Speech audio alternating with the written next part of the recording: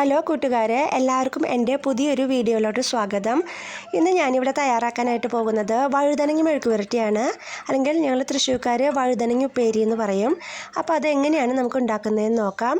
അപ്പോൾ ഞാൻ ആദ്യമായിട്ട് അത് ഉണ്ടാക്കുന്നതിന് വേണ്ടി ഒരു ചീനച്ചട്ടി വെച്ച് കൊടുത്തിട്ടുണ്ട്. ഇനി ചട്ടി ചൂടാവുന്ന സമയത്ത് നമുക്കതിലോട്ട് 1-2 സ്പൂണ് വെളിച്ചെണ്ണ ഒഴിച്ച് കൊടുക്കുക. അത് കഴിഞ്ഞ് വെളിച്ചെണ്ണ ഒന്ന് നന്നായി ചൂടായി വരണം. വെളിച്ചെണ്ണ ചൂടായി വന്നതിന് ശേഷം നമുക്ക് അതിലോട്ട് ഉള്ളി അല്ലെങ്കിൽ സബോള ഇട്ട് കൊടുക്കുക. ഇപ്പോൾ ഞാൻ സബോളയാണ് ഇട്ട് കൊടുത്തിരിക്കുന്നത്. ഉള്ളി ചതച്ചിട്ട് കഴിഞ്ഞാൽ ഇതിനേക്കാളും കുറച്ചും കൂടി ടേസ്റ്റ് ഉണ്ടായിരിക്കും. അപ്പോൾ ഞാനൊരു ചെറിയ സബോളയുടെ ഒരു ഹാഫ് പോർഷൻ എടുത്തിട്ടുണ്ട്. അത് ഞാൻ ചെറിയ പീസുകളായിട്ട് കട്ട് ചെയ്ത് കൊടുത്ത് അത് ഞാൻ വെളിച്ചെണ്ണയിലോട്ട് ഇട്ട് കൊടുത്തിട്ടുണ്ട്. ഇനി നമുക്ക് ആ സബോള നന്നായി മൂപ്പിച്ചെടുക്കാം. അതോടൊപ്പം തന്നെ ഒരു 2-3 അല്ലി വെളുത്തുള്ളിയും കൂടിയും ചെറിയ പീസുകളായിട്ട് ഇട്ട് കൊടുക്കാം. അതിനുശേഷം നമുക്ക് നന്നായി ഇത് രണ്ടും നന്നായി ഒന്ന് വഴറ്റിയെടുക്കണം. അതുപോലെ തന്നെ നമുക്കിതിലോട്ട് ഒരു തണ്ട് കറിവേപ്പില കൂടി ഈ സമയത്ത് ചേർത്ത് കൊടുക്കാം. ഇനി നന്നായി അതൊന്ന് മൂപ്പിച്ച് അതിൻ്റെ കളറൊക്കെ ഒന്ന് ചേഞ്ചായിട്ട് വരുന്ന രീതിയിൽ, ഒരു ഗോൾഡൻ കളറൊക്കെ ആവുന്ന രീതിയിൽ നമുക്കതിനെ ഒന്ന് നന്നായി വഴറ്റിയെടുക്കാം. വളരെ സിമ്പിളായിട്ടുള്ള ഒരു മെഴുക്കുവരട്ടിയാണ്. അപ്പം ഞാനതിലോട്ട് ഏകദേശം ഒരു സ്പൂണൊന്നുമില്ല, ഒരു ഹാഫ് ടീസ്പൂണോളം ഉപ്പ് ഞാനിതിലോട്ട് ചേർത്ത് കൊടുത്തിട്ടുണ്ട്. ആ ബ്രിഞ്ചാളിലേക്ക് ആവശ്യമായിട്ടുള്ളതാണ് ഞാൻ ചേർത്ത് കൊടുത്തിരിക്കുന്നത്. മുന്നേ ചേർത്ത് കൊടുത്തു എന്ന് മാത്രം. പിന്നെ ഞാനതിലോട്ടൊരു 1/4 ടീസ്പൂണോളം മഞ്ഞൾപ്പൊടിയും ചേർത്ത് കൊടുത്തിട്ടുണ്ട്.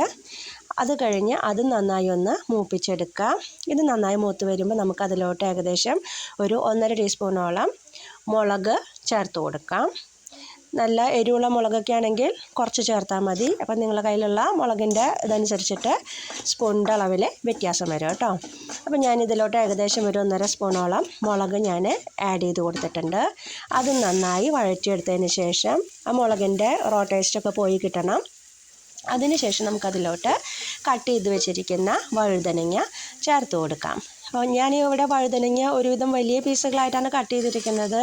അപ്പോൾ അത് കുഴപ്പമില്ല, കാരണം അത് ആവിയിൽ വെന്ത് കഴിയുമ്പോൾ അതെല്ലാം നന്നായി ചെറുതായി വന്നോളും. എന്നിട്ട് നമ്മൾ വഴുതനങ്ങ ആഡ് ചെയ്തതിന് ശേഷം ഇതെല്ലാം നന്നായി ഒന്ന് മിക്സ് ചെയ്ത് കൊടുക്കുക. മിക്സ് ചെയ്ത് കൊടുത്ത് നമുക്ക് വെള്ളമൊന്നും ഒഴിച്ച് കൊടുക്കേണ്ട ആവശ്യമില്ല. അത് നമുക്ക് ചെറിയ തീയിലിട്ട് മൂടി വെച്ചൊന്ന് വേവിച്ചെടുക്കാം. അപ്പം നമ്മൾ അത്രയേ ഉള്ളൂ പണി. അപ്പം നമ്മൾ ഇടയ്ക്ക് എന്താ ചെയ്യേണ്ടതെന്ന് വെച്ച് കഴിഞ്ഞാൽ മൂടി ഒന്ന് തുറന്ന് നമ്മളതൊന്ന് ഇളക്കിയിട്ട് കൊടുക്കണം. അടിയിൽ പിടിക്കാതിരിക്കാനായിട്ട് നമ്മൾ ഇടയ്ക്കിടയ്ക്ക് അതൊന്ന് ഇളക്കിയിട്ട് കൊടുക്കണം. ഞാൻ ഒരു പ്രാവശ്യം അത് മൂടി തുറന്ന് ഒന്നും കൂടി ഞാനത് ഇളക്കിയിട്ട് കൊടുക്കുകയാണ്. ഇപ്പോൾ ദാ എല്ലാ ഭാഗത്തോട്ടും ഉപ്പും മുളകൊക്കെ നന്നായി പിടിച്ച് നല്ല ഭംഗിയായിട്ടാണ് ഇരിക്കുന്നത് കാണാൻ തന്നെ. ഇനി ഞാൻ ഒന്നും കൂടി അത് കവർ ചെയ്ത് വെച്ചിട്ടുണ്ട്. അല്പനേരം കൂടി നമുക്കതങ്ങനെ മൂടി വെച്ച് വേവിക്കാം. ഇപ്പോൾ ഏകദേശം ഒരു പകുതി വേവോളം ആയിട്ടുണ്ട്. കണ്ടോ, നമ്മുടെ ആ വഴുതനങ്ങയുടെ എമൗണ്ടൊക്കെ ഒന്ന് കുറഞ്ഞു വന്നിട്ടുണ്ട്. കുറച്ച് നേരം കൂടി നമുക്കിതിനെ മൂടി വെച്ച് നമുക്ക് വേവിച്ചെടുക്കാം. ഇപ്പം ഏകദേശം ഒരുവിധമായിട്ടുണ്ട്. ഇനി നമുക്കത് തുറന്ന് വെച്ചിട്ട് തന്നെ നന്നായി ഒന്ന് മിക്സ് ചെയ്ത് എല്ലാ മുളകും ഉപ്പും മഞ്ഞൾപ്പൊടിയും ഒക്കെ ആ വഴുതനങ്ങയിൽ പുരണ്ടിരിക്കത്തക്ക രീതിയിൽ നന്നായി ഒന്ന് വഴറ്റിയെടുക്കണം. എല്ലാ ഭാഗത്തോട്ടും എത്തുന്ന രീതിയിലോട്ട് നന്നായി ഒന്ന് ഇളക്കിയിട്ട് കൊടുക്കുക. അപ്പം ഞാൻ ചെയ്യുന്നത് നന്നായി ആ വഴുതനങ്ങയൊക്കെ നന്നായി ഒന്ന് ഉടച്ചെടുക്കുകയാണ്. അങ്ങനെ എല്ലാം കൂടി മിക്സ് ചെയ്ത് എടുക്കുമ്പോൾ കഴിക്കാനൊരു ടേസ്റ്റാണ്. നിങ്ങൾക്ക് അങ്ങനെ ചെയ്യണമെന്ന് ആവശ്യമില്ലെങ്കിൽ അങ്ങനെ ചെയ്യണ്ട. ഇതൊന്ന് ഉടച്ചിട്ട് കൊടുത്തു കഴിഞ്ഞാൽ കൂടുതൽ എല്ലാ ഭാഗത്തോട്ടും അത് മിക്സാവും. നല്ല ടേസ്റ്റ് ഉണ്ടായിരിക്കും ചോറിൻ്റെ കൂടെയൊക്കെ കഴിക്കാനായിട്ട്. അപ്പോൾ ഇത്രയേ ഉള്ളൂ, നമ്മുടെ വഴുതനങ്ങ ഉപ്പേരി അല്ലെങ്കിൽ വഴുതനങ്ങ മെഴുക്കുവരട്ടി ഇവിടെ റെഡി ആയി കഴിഞ്ഞു. നിങ്ങളെല്ലാവരും തന്നെ ഇത് ട്രൈ ചെയ്ത് നോക്കണം. എന്നിട്ട് അഭിപ്രായം പറയാനായിട്ട് മറക്കരുത്. സിമ്പിളായിട്ടുള്ളൊരു റെസിപ്പിയാണ്, പക്ഷേ അതോടൊപ്പം തന്നെ വളരെ ടേസ്റ്റി ആയിട്ടുള്ള ഒരു റെസിപ്പിയാണ്. അപ്പോൾ ആരും ട്രൈ ചെയ്യാനായിട്ട് മറക്കരുത്. അതുപോലെ തന്നെ എല്ലാവരും തന്നെ ഇത് കമൻ്റ് ഇടണം കേട്ടോ.